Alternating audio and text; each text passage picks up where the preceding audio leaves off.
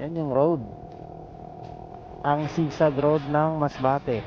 Maapo ito guys dahil sa mababa lang ito. Tingnan nyo din.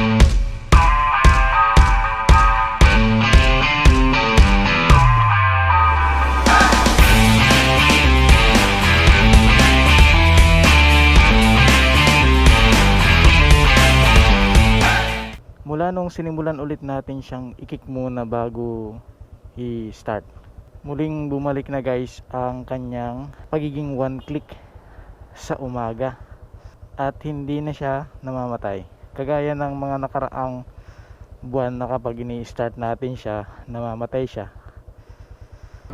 At ngayon ay muli tayong maglo-long rides. Habang binobideo ko ito guys ay araw ng Sabado. Ang full tank natin ngayon ay 134.78. Ngayon ay alas 6 na ng umaga. Baka hindi ko rin mabidyo lahat dahil sa limitadong capacity ng ating battery. Kaya baka doon na lang tayo mag-video sa mga magagandang view or kapag nandoon na tayo medyo malapit sa amin. Sa lahat ng mga babiyahe ngayon, ingat po kayong lahat. Ingat tayong lahat. Ride safe always. Andito na tayo malapit sa zigzag road ng Mandaon, Masbate. Nararamdaman nyo rin ba guys minsan na yung inyong gulong ay parang hindi mo mawari na parang ang lambot niya na pagka tiningnan mo matigas naman. Hindi kaya sa ano yun, sa shock or sa gulong talaga. Pero pinalitan na natin itong ating gulong. Minsan nararamdaman ko na parang may parang gewang ng konti, parang ganun. Ito yung zigzag road dito sa amin guys. Ayan. Meron nga nag-comment na kung nararamdaman ko raw ba yung parang flat na pakiramdam kapag nagda-drive. Minsan guys, oo, nararamdaman ko yung parang ganon. Akala ko nga ay na flat, kaya minsan tumitigil ako. Pero kapag tiningnan mo naman, wala naman. Ang ganda dito guys. Ayan oh. Ito muna tayo sandali. Pakita ko muna sa inyo.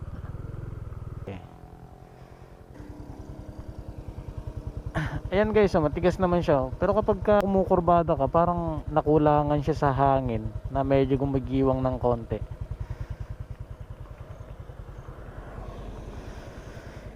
Ganoon din minsan dito sa harap. Pero hindi pa naman siya manipis guys, no? Kasi kita pa naman yung line niya dito sa gitna, oh. Pero okay lang naman yan kasi mag-isa lang naman ako.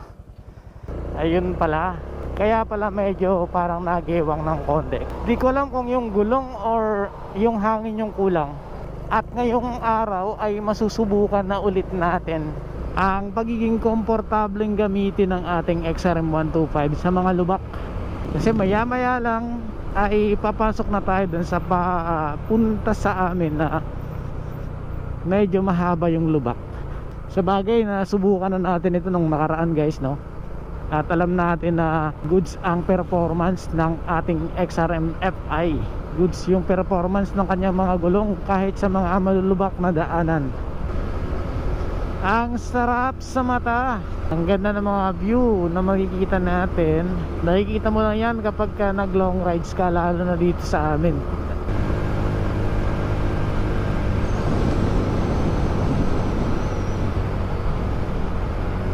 Ngayon ay siguro mag alas 7 na ng umaga. dahil yung biyahe papunta doon sa amin ay aabuti ng mga 2 oras, dahil sa hindi katulad nito ang ating madadaanan mamaya. Pero maganda na rin at hindi na katulad ng dati na mga makalipas yung mga ilang taon pa, nung mga nakaraang taon pa na rough road na nga, parang hindi pa yun bang parang ang daming bato na madadaanan mo. Pero ngayon parang hindi na ganun. At sana nga ay hindi na ganun para naman medyo mabilis yung biyahe natin.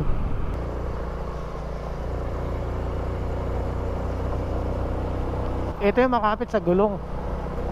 Dito ay hindi naman marami yung dumadaan, kaya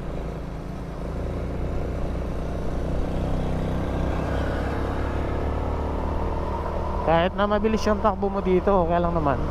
At nandito na tayo sa Aroroy. Ito yung parang boundary ng Aroroy at ng Milagros. Ito na yung papasok papunta sa amin. At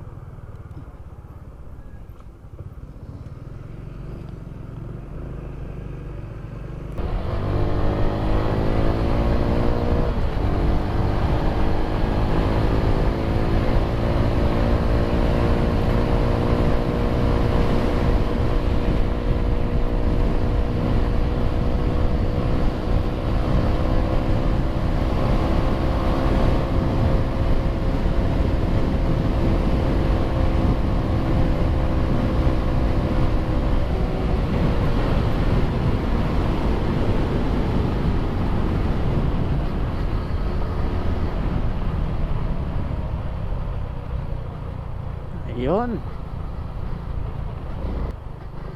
ito na ang simula na sinasabi natin.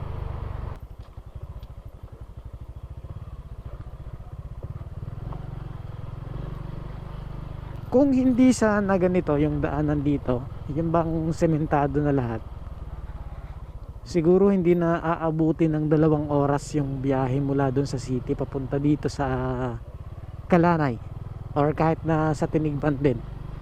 Yung minsan na nagpapatagal lang talaga sa biyahe ay itong ganitong daanan. Kasi lalo na kapag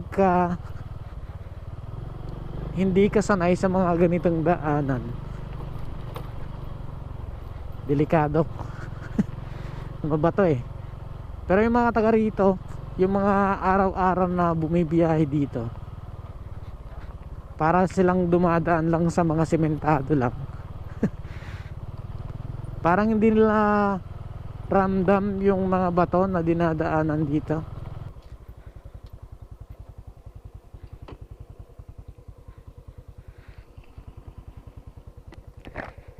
Alikabok dito sa amin, kaya linisin muna natin ito para naman yung pag bounce ng kanyang shock ay malinis yung kanyang na-absorb. Yan. Hindi lang nga tayo makakapagpatakbo ng mabilis dahil baka mabigla tayo dun sa mga malalaking lubak. Ilang buwan na rin ang nakalipas at ngayon ulit tayo nakabalik dito. Mga ilang taon pa siguro bago ito ma-repair. Ito bumaba kasi dito eh. Yan o. Ayun, sumayad. 7:33 na. Baka darating tayo doon alas 8:30 na. Hindi rin kasi tayo nakaalis ng maaga pa eh. Kung mga ganito lang sana yung daanan, no? Yung bang parang flat lang siya, yung mga parang ganito lang, oh. Makakapagpatakbo ka ng medyo mabilis din. Kaso may mga part talaga na mabato talaga, na kailangan mong bagalan lang kasi kapag masyadong mabilis yung takbo mo. Tingin ko kasi isa rin to sa mga dahilan yung daanan ng mga ganito at yung mga mababato. Kaya yung sa kaibigan natin ay nagka-diferensya yung kanyang front shock. Medyo malayo nga lang yung biyahe dito guys, pero sulit naman yung pagpunta dito. Yung ganitong mga view na makikita mo na bihira mong makita kapag nandyan ka sa mga syudad. Yung mga ganyang view.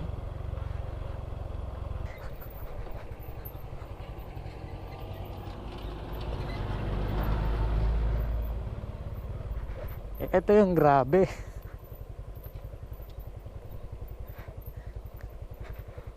Yan, grabe yung bato.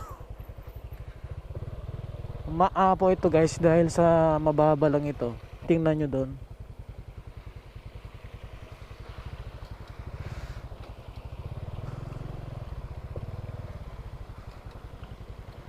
Ayan o. Isa rin sa dahilan kaya medyo nag-aalakan tayong pumunta lagi dito dahil ang mga daanan na ganito. Lalo na guys kapag umulan,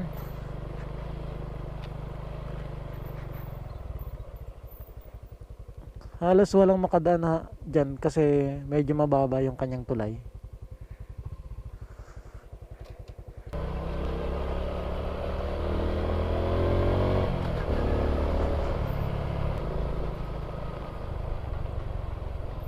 Boom! Grabe!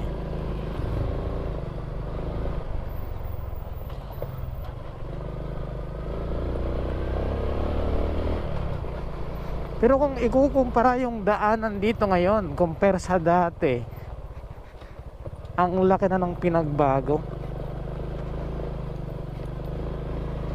Hindi na ganun talaga kalubak at hindi na ganun kasira-sira yung daanan. May mga bumibiyahe ng mga jeep dito at bus, pero maaga pa yung alis nila, kaya baka hindi ko na sila makasalubong. Ang iba kasi ay umaalis dito ng mga alas 3 pa siguro ng madaling araw. Pero parang 3 yung bumibiyaheng mga bus dito. May mga part din dito na hindi naman talaga ganun kalubak. Katulad nito dito guys oh.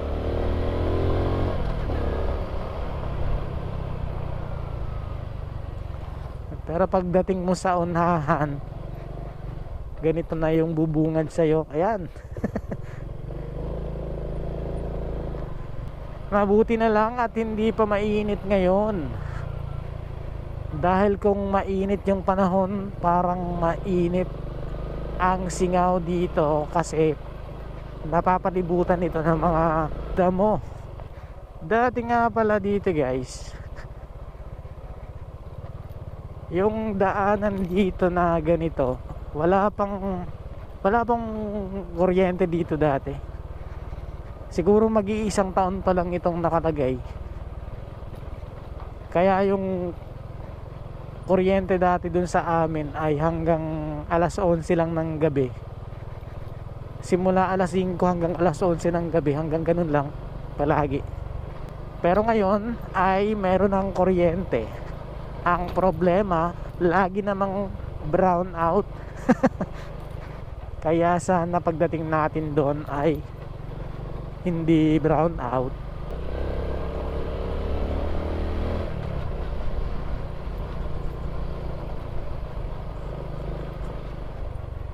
Yung isa na rin sa problema dito guys, kapag ka naulan ng malakas, kasi siguradong apaw doon sa kanilang tulay.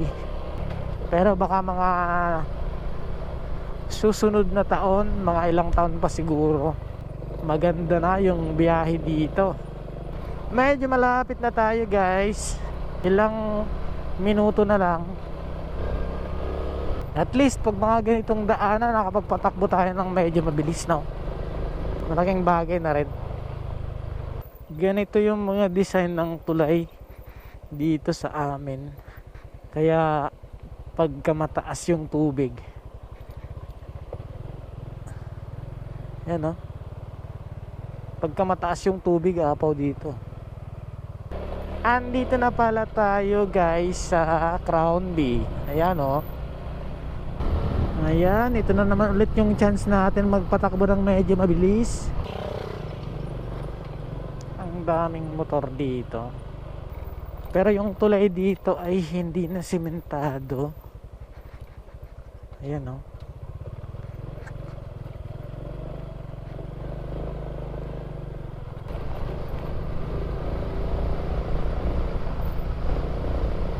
Ayan oh.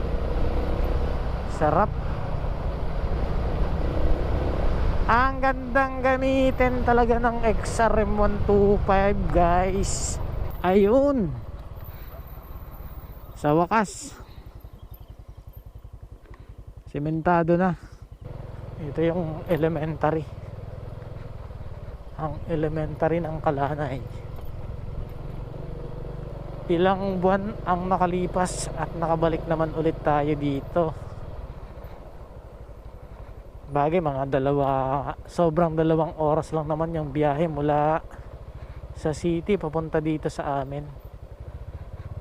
Ayan si Cap. Ito na ang aming barangay.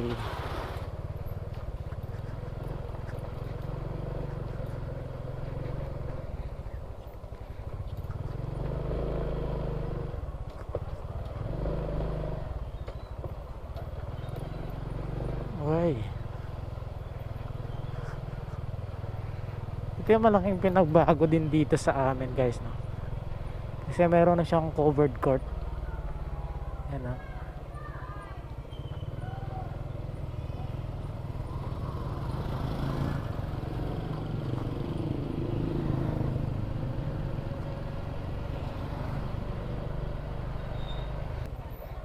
Liko lang tayo dito sa amin.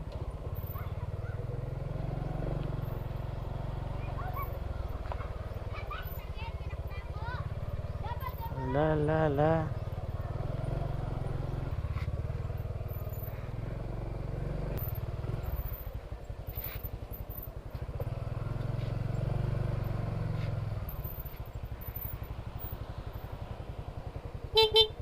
Four hours later.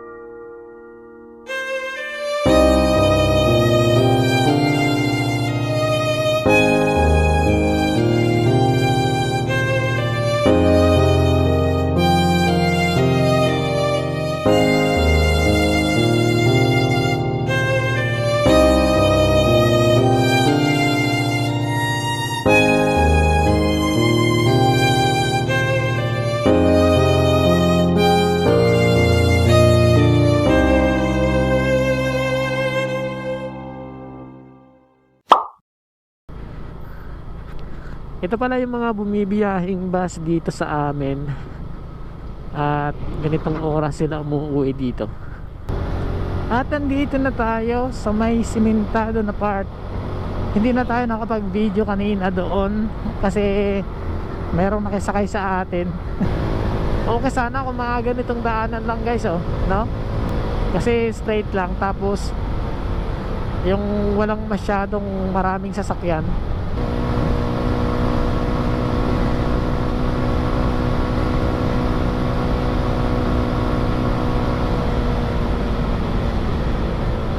Andito na tayo guys, malapit na tayo sa city. At pansamantala hanggang dito na lang muna ang ating video. Maraming salamat sa inyong pagsama sa ating biyahe ngayon. Ride safe always. This is Nel Ride Moto. Thank you.